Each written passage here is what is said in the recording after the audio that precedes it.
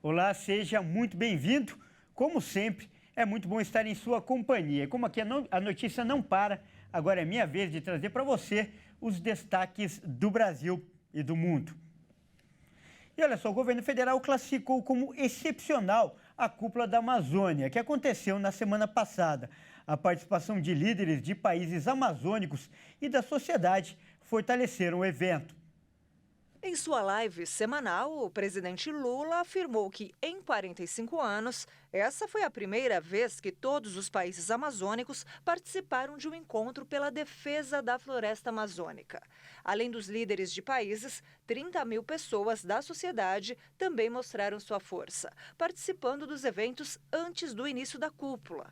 A cúpula da Amazônia tinha como objetivo a preparação de uma proposta dos países amazônicos para os Emirados Árabes na COP28, a Conferência das Nações Unidas para o Clima. Sobre as críticas vindas de ONGs ambientalistas e também personalidades a respeito da falta de metas concretas, Lula disse que é preciso muito trabalho para alcançar as vitórias. Não é fácil encontrar a solução definitiva, porque demanda muito trabalho, muitos anos de trabalho, e porque esse encontro ele teve como condição e como pretexto a gente preparar os países que são amazônicos para a gente levar uma proposta sobre floresta para os Emirados Árabes no encontro na COP28, que vai se dar em dezembro nos Emirados Árabes.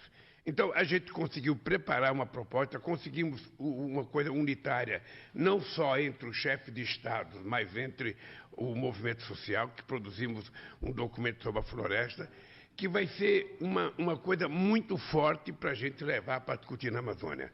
Eu disse sempre que era o seguinte: todo mundo fala sobre a Amazônia, todo mundo dá palpite sobre a Amazônia, mas é a primeira vez que a Amazônia fala para o mundo. O presidente acrescentou que, mais que a preservação das florestas, é preciso pensar nas cerca de 50 milhões de pessoas que moram lá e precisam viver com dignidade, ter emprego, educação e saúde. Lula também comentou o lançamento do novo PAC, o Programa de Aceleração do Crescimento. Segundo o governo, a iniciativa pretende injetar nos estados brasileiros mais de R$1 trilhão até 2026, para assim concluir as obras paradas e fazer novas obras.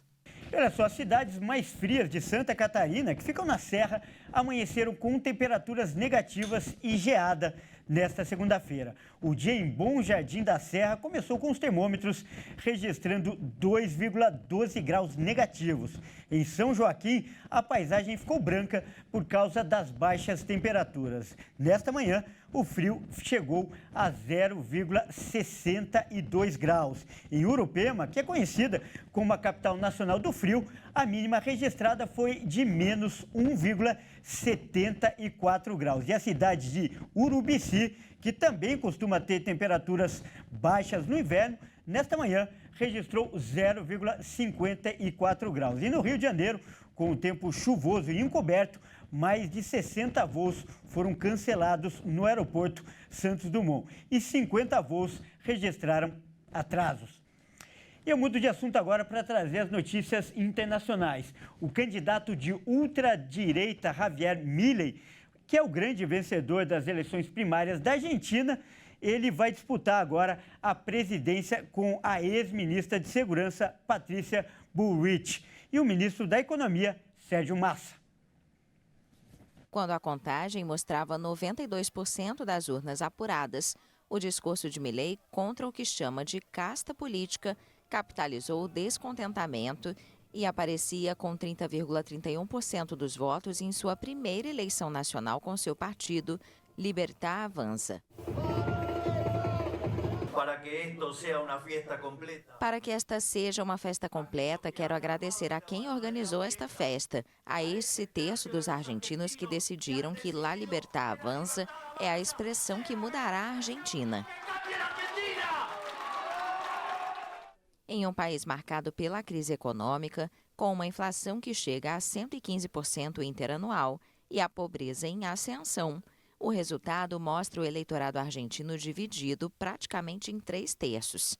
Com 27,07% dos votos, a aliança governista União por la Pátria vai ser representada na disputa por Massa, um advogado de 51 anos que tem boas relações com diversos atores do poder, sejam empresários, sindicatos ou o Fundo Monetário Internacional. Borges, de 67 anos, presidente do Partido Republicano, que mantém um discurso de linha dura, deve aglutinar o apoio de seu adversário interno derrotado, o prefeito de Buenos Aires, Horácio Rodrigues Larreta. Sua coalizão, a Juntos por el Cambio, aparecia com 28,25% dos votos.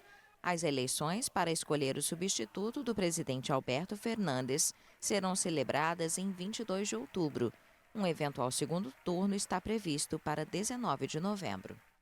E uma das principais propostas do candidato Javier Milei, que a gente acabou de ver aí, é a dolarização da economia argentina. Mas o que significa isso na prática? Nós ouvimos o economista Rica Mello, que comentou o assunto. Acompanhe.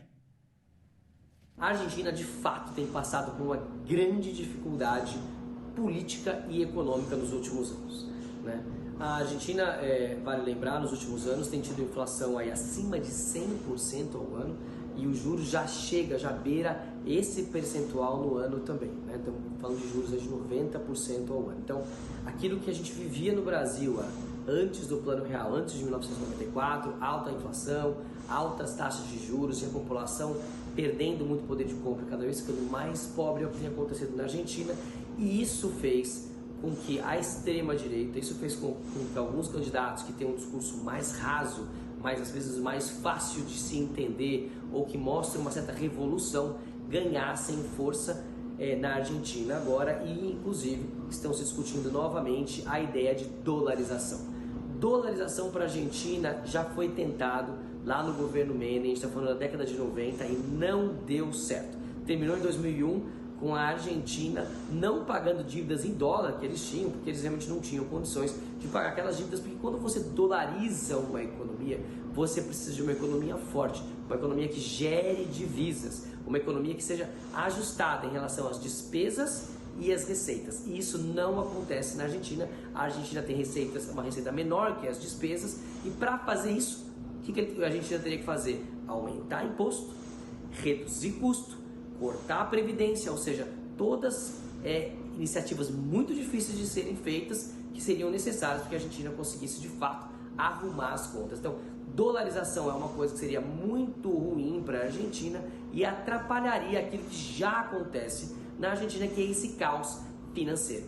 Só que, provavelmente, esse tipo de iniciativa difícil, um pouco fora da caixinha, né, coisas mais mirabolantes, é o que pode acontecer lá, porque a população tem empobrecido muito nos últimos anos e espera uma resposta dos governantes. E essa resposta nos governantes, mas do pessoal que está participando da eleição, são essas respostas mais fáceis de se falar. Vamos acabar com o Banco Central, vamos dolarizar a economia, ou seja, vamos fazer grandes movimentos para ver se a gente muda aqui o que está acontecendo com o país. Mas a Argentina só consegue melhorar e só consegue mudar se ela de fato cortar custo na carne, se ela tentar aumentar as receitas que ela tem, e isso é com iniciativas econômicas, políticas sérias, e não com discursos fáceis de se fazer, difíceis de se implementar e que tem pouca efetividade de fato, que é o caso da dolarização na Argentina. Bom, é isso aí. Essa edição fica por aqui. Eu agradeço demais pela sua companhia e convido a continuar ligado em nossa programação. Até mais!